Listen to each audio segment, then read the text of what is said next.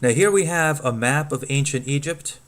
You'll see that the civilization ran course along the Nile River. Now, Egyptian religion was not a singular monolithic religious system. Rather, you had different theologies that were coexisting and competing depending on where they were located or where they originated from. So the three main cities we'll be looking at are Memphis, Heliopolis, and Hermopolis. Now, Memphis was the first capital. This was established by Menes. He was the first pharaoh of the first dynasty. He unified Lower and Upper Egypt.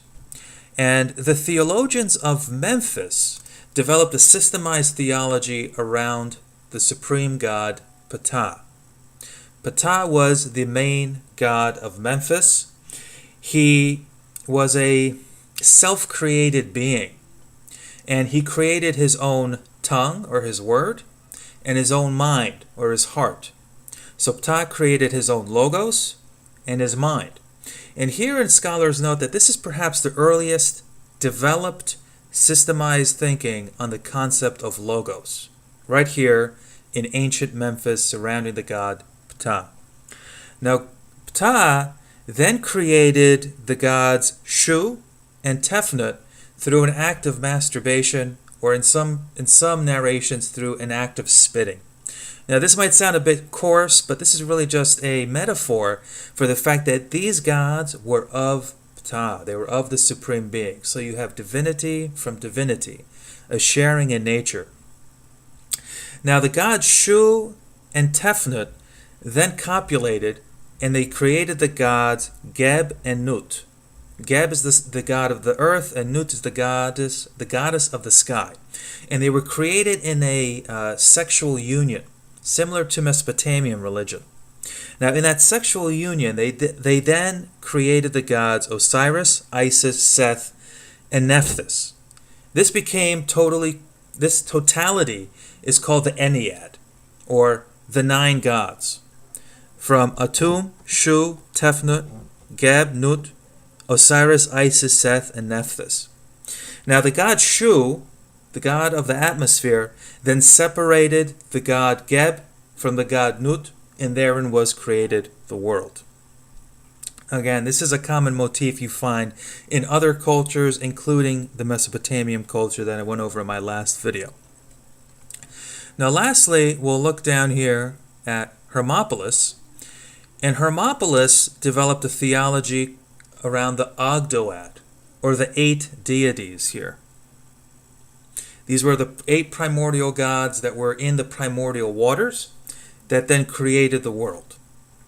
Now, when it comes to the creation of the world, in Egyptian religion, as in other religions, there's the concept of the cosmic ocean, or the primordial waters from which all things were created from. You find this in Genesis, you find this in Mesopotamia. This is a very, very common motif. And similar in Egypt, you have the primordial waters that then give rise to one of 3 things, depending on the creation myth that you're looking at. Either a primordial mound, a primordial egg, or a lotus. Humans, on the other hand, are created from the tears of the sun god Re. Now, when it comes to creation, Egypt, as in other civilizations, had the concept of a golden age, or an epoch. The first epoch of time was perfect. The Egyptians referred to this as Tep Zepi, or the first time. This was again a time of lacking illness, lacking death. It was an age of absolute perfection. Now, this golden age gave rise, or was governed by, the fundamental principle of the universe, which the Egyptians referred to as Maat. Maat literally means truth, but it reflects good order and justice. So it is a unifying and organizing principle. When the world was created, Maat was put in place of chaos. Okay? And the pharaoh is the incarnation of Maat. So the 2 fundamental trends that we find originating from Tep Zepi, or the Golden Age, is Maat the creation of the universe, and the institution of the pharaoh. Now, many scholars have noted that Egyptian religion can be characterized by this immobilism. Okay? The fact that the cosmic order was a divine work and all change is a regression.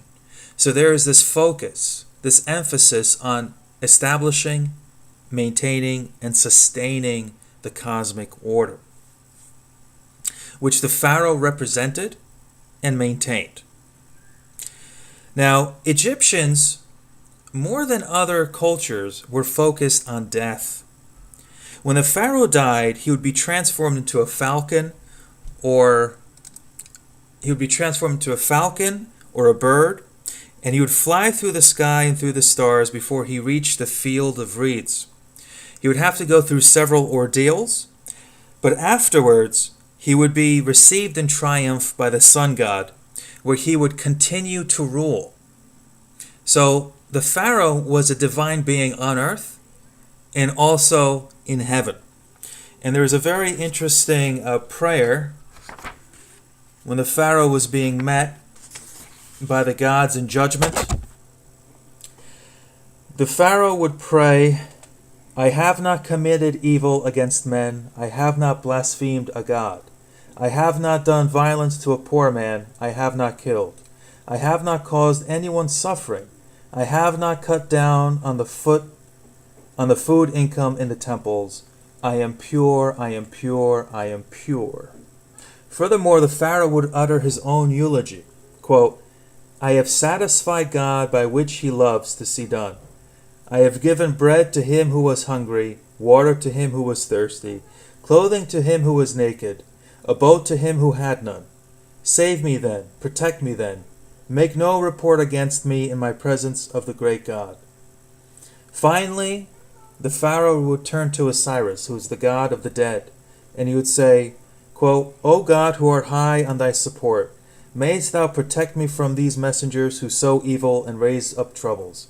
For I have practiced Maat for the sake of the master of Maat. I am pure." Okay, so the pharaoh's judgment was based on how well he fulfilled his function as the preserver and incarnation of Maat. Now, Osiris, we have an attestation of this myth from Plutarch in the 2nd century. He was a legendary king. He was trapped and then murdered by his brother Seth. Osiris was married to the goddess Isis. She was his wife and magician. While Osiris was dead, Isis copulated with him, and she became pregnant with his son Horus. She gave birth to Horus in a thicket of papyri. And Horus was a divine being who first made the Ennead recognize him as a supreme god, and then he went on to avenge his father Osiris. So he went on to battle with his uncle Seth. During this battle, Horus lost his eye. His eye was ripped out, but he ultimately triumphed against Seth. And Horus then presented his eye to his dead father Osiris, and that rejuvenated Osiris. But Osiris became a spiritualized being. He became the god of the dead. Now Seth, because he was an irreducible force, he could not be killed or destroyed. He became a boat in which Osiris would ride. The myth of Osiris and the function it had in the Egyptian religiosity would reflect a tension between solarization and Osirisization. So the chief god, or the sovereign god in the Golden Age, was the god of the sun, the god Re.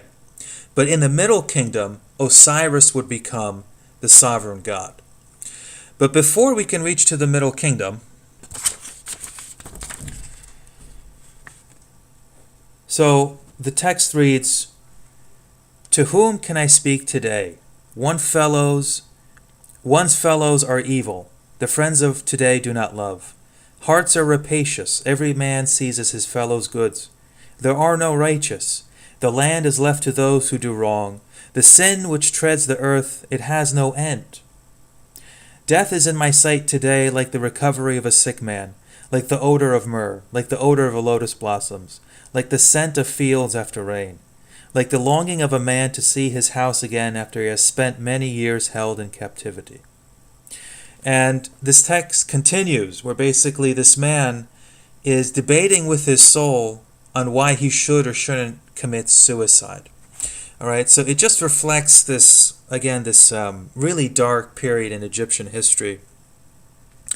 And one of the darkest, I guess, acts that were occurring during this time was the vandalism of ancestral tombs. Now, this in particular was a very heinous act to the ancient Egyptians. People would go vandalize tombs, throw out the corpses, and then they would take the items, or they would put their own family members in there themselves. So this had a very significant impact on Egyptian culture, and eventually order was restored with the Middle Kingdom. Now, as we said, this time period was met with a civil war. Egypt was split between northern and southern Egypt, and eventually the Egyptians that were centered in Thebes were able to reunite the country again. And again, that formed the Middle Kingdom. The Middle Kingdom spanned from 2040 BC to 1730 BC, and it was a restoration of the economy, a restoration of civilization. There were numerous actually, fantastic pharaohs that ruled during this time period and restored order. They restored Maat to the land. Now, the interesting development in this time period is that Amun, who was one of the gods of the Ogdoad, became the supreme being. So Amun was the hidden god, and he became identified with the sun god. And because of that, he became a universal god. And as Egyptian power expanded outside of Egypt into newer territories, that god began to be spread into other areas. The Middle Kingdom began to end and be affected by the second main tribulation in Egypt, which was the invasion of the Hyksos. These were a Semitic people that were simply technologically more advanced than the Egyptians.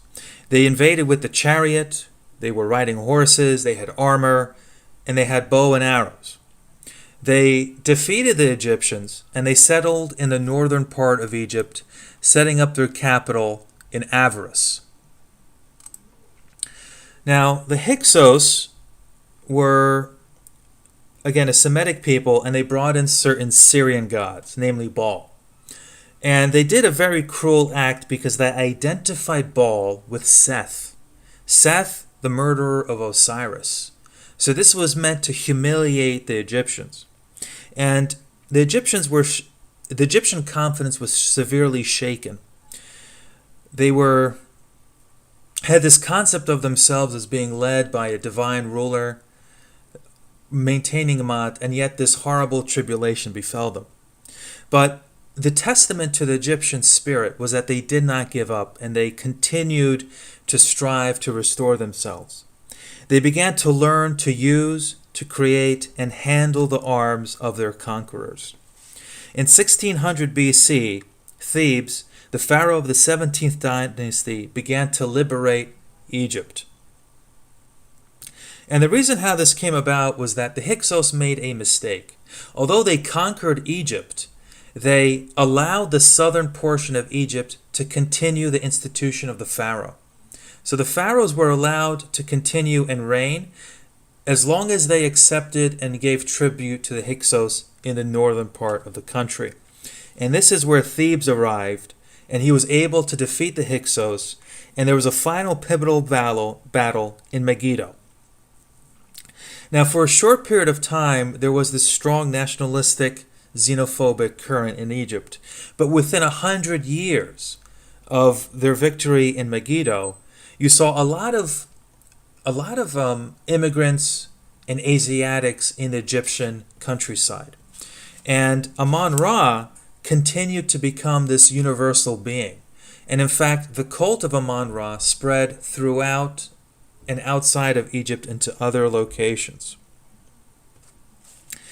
Now, this had a significant development because the high priest of Amon-Ra began to grow in significant power, and he began to rival the pharaoh. So there was this tension between the pharaoh and the high priest. The high priest was immediately beneath the pharaoh. So that's how much power this position began to grow. And we see the significant development or reaction in Akhenaten. Akhenaten was originally the pharaoh called Amenhotep IV, but he changed his name to Akhenaten, or he who serves Aten. Aten is the solar disk, the god of the sun. He developed this solar monotheism where Aten was the only and sole supreme god. Now, in part, this was a reaction to the growing power of the high priest. So by doing this, by creating this monotheism, he essentially began to delegitimize the high priest. Now, what's interesting about this pharaoh is that he was born very sickly and he was deformed. So it appears that because of his life's challenges, he may have discovered the religious significance of the joy of life, the bliss and enjoyment that the god Aten inexhaustibly provides to human beings. And he developed this very strong love and devotion to this god. So there's this beautiful prayer that he prays to the god. And this prayer is found in the coffin of Akhenaten. And it states, quote, "I go to breathe the sweet breath of thy mouth." And this is referring to the sun god. "I go to breathe the sweet breath of thy mouth every day. I shall behold thy beauty. Give me thy hands laden with thy spirit, so that I may receive thee and live by it. Call my name for all eternity. It will never fail to answer thy summons." Beautiful. And Akhenaten referred to the solar god as the only god beyond whom there is no other. Now this, as I said, does refer to a monotheism, but technically there were two gods, because Akhenaten, as a pharaoh, was also a divine being.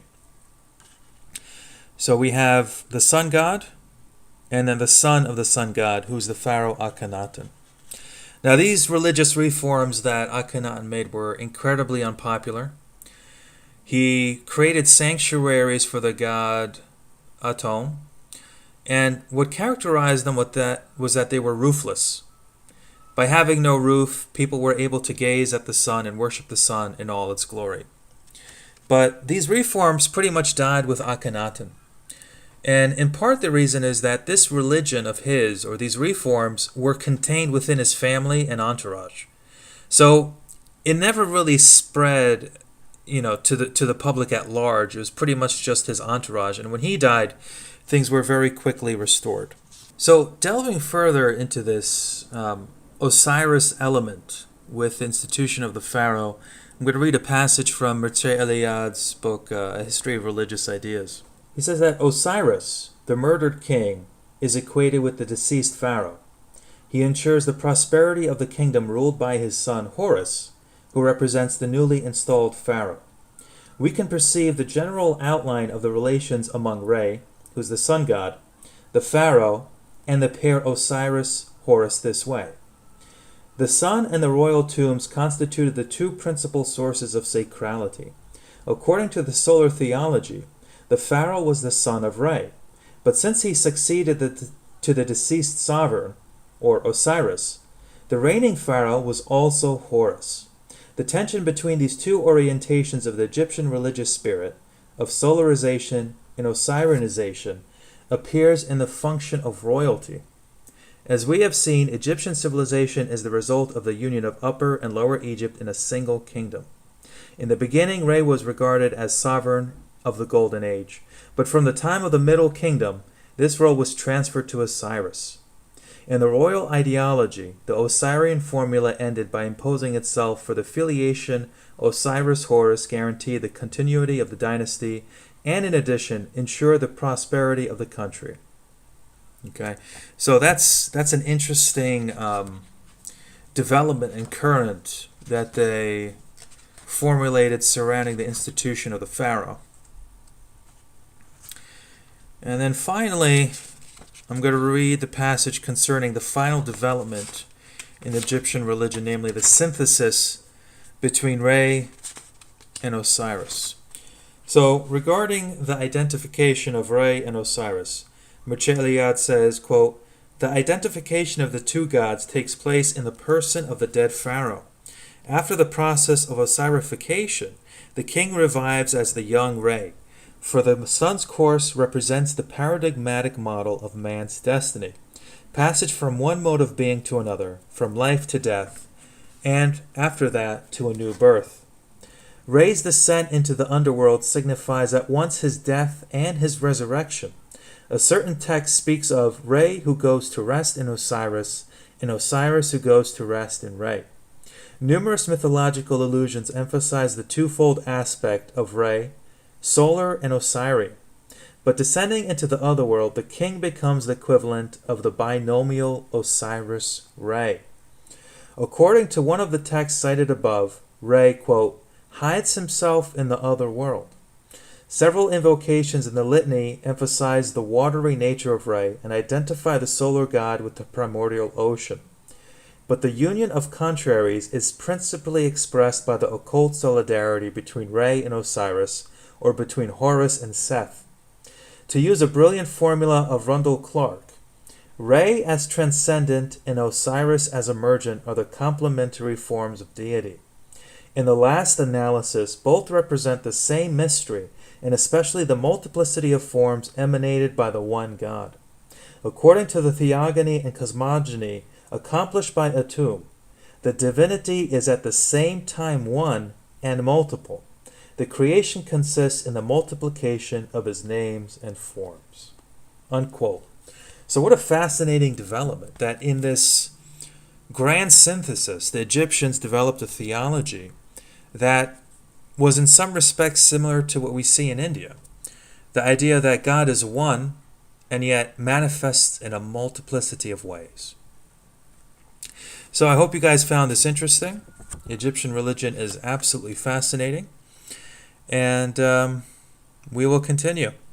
Thank you and take care.